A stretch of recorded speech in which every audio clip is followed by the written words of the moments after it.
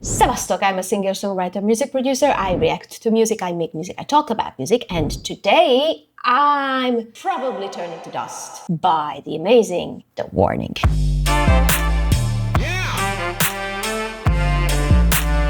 So in my last The Warning reaction video, I mentioned that a certain part of backing vocal, which was probably triggered by someone, and I learned that it was the drummer. So I mentioned that it was processed and there may be a little bit of auto-tune on it. And I didn't think much of it at the time, but you guys seem to take it very seriously, so let me take that seriously as well. First of all, I didn't mean that as an offense, or I wasn't accusing The Warning of not being talented enough. I think I made that pretty clear in that video, which you can watch it over here, by the way. I personally think of auto-tune as just another effect or producing tool that I can use. The human voice is evidently imperfect. No matter how clear you are singing, it will not be like perfectly that pitch every single time. That gives the human voice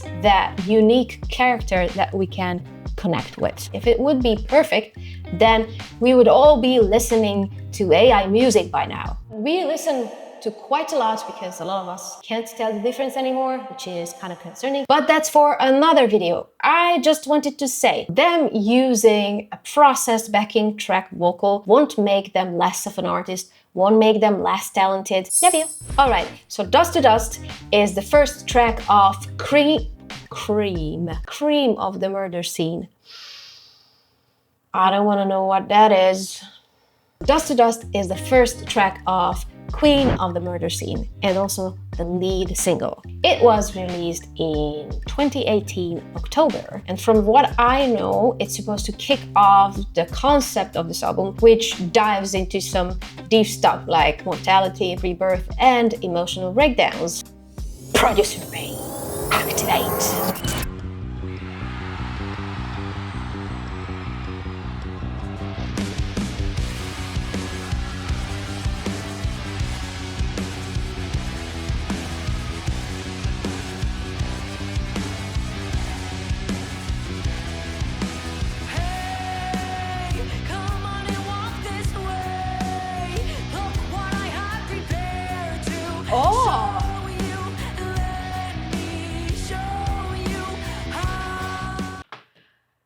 The drummer is singing.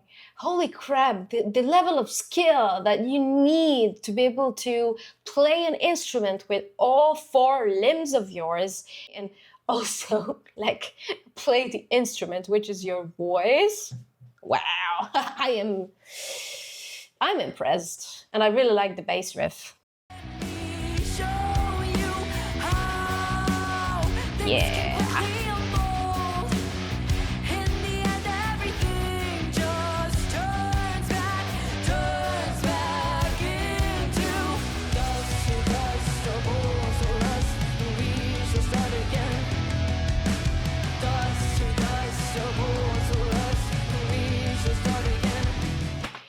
I want to talk about the fact that they are singing in their chest voices and a little bit. The times that you forget very simple English words that you use every day, but when it matters, they abandon you. Above! Oh.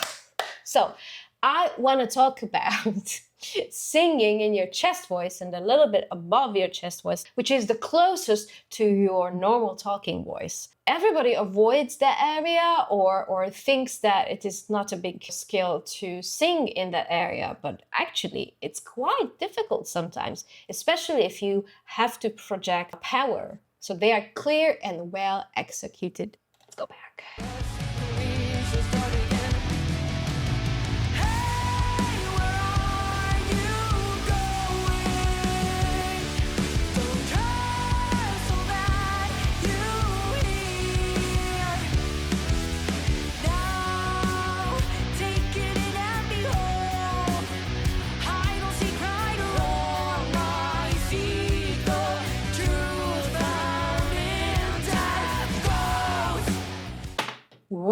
that was super juicy, that fry at the end. Thank you very much. I am a little bit confused by how wide the drummer opens her mouth to sing, because based on what I hear from her microphone, she doesn't really release that much air. But I guess it's part of the performance, more like the actual technicality of singing that note. It's baffling how much talent she has. She's drumming and she's also singing, and she's putting the feeling into the performance. I like that the other two sisters give space and support the performance of the drummer. Nice musicianship and sisterhood right there.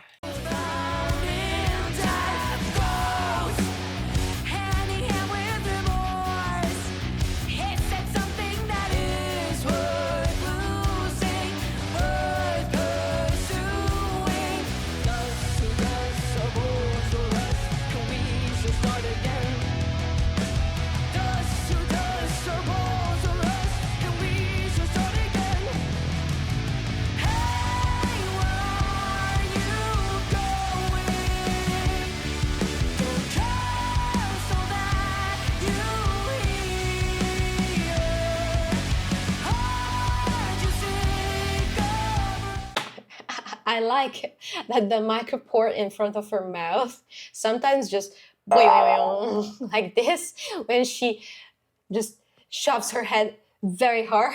It's a bit funny.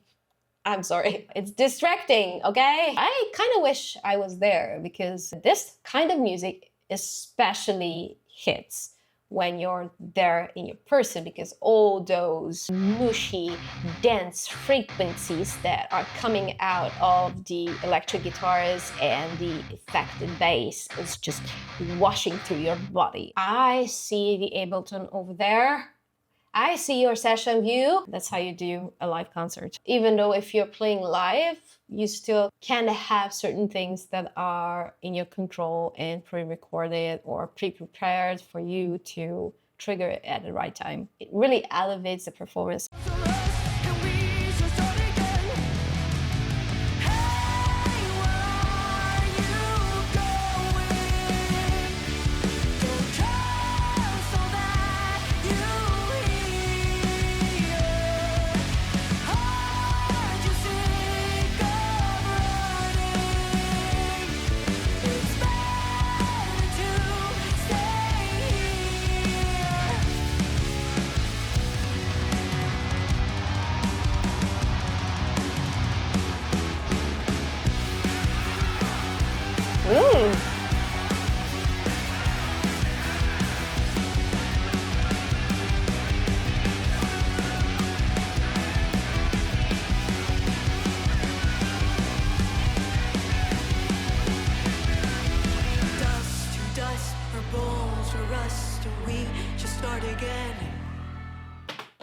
Wow, that was super cool. And I really liked the shifts in energy and in arrangement as well.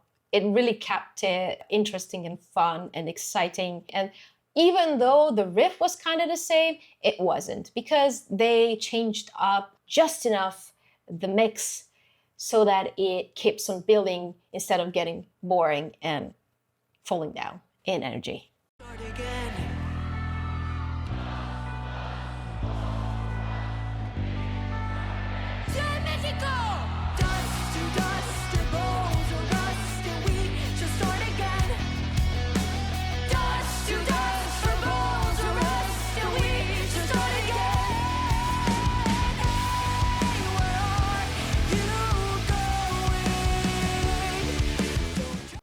I feel bad to stop here, but because this is obviously the big comeback and the other big build-up, but I really liked the moment that Paulina was enjoying here. It showed that she is such a well-practiced performer, and based on the first cover that made them internet famous, probably she has some practice in it, but the way she was just like letting the energy fall down and let the audience take over and just take that energy in and then turn it back into the big impact that continued the song to an even bigger energy was goddamn professional.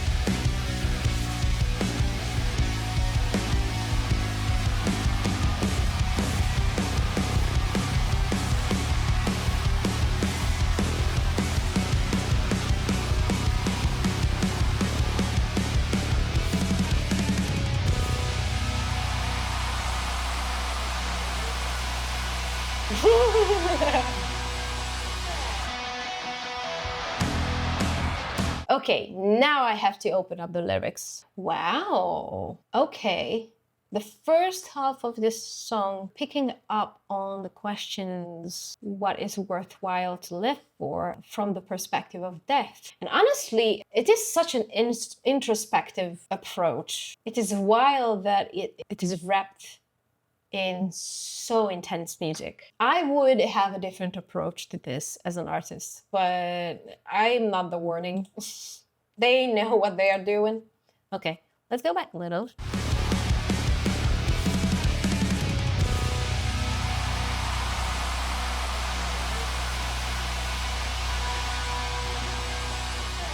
If I look at the lyrics, what I like the most from these lyrics is the line, "I seek the truth found in death." I think that's the essence of this song. I feel like I should be listening to the rest of the album. That's what this song is supposed to do, make you curious about the truth.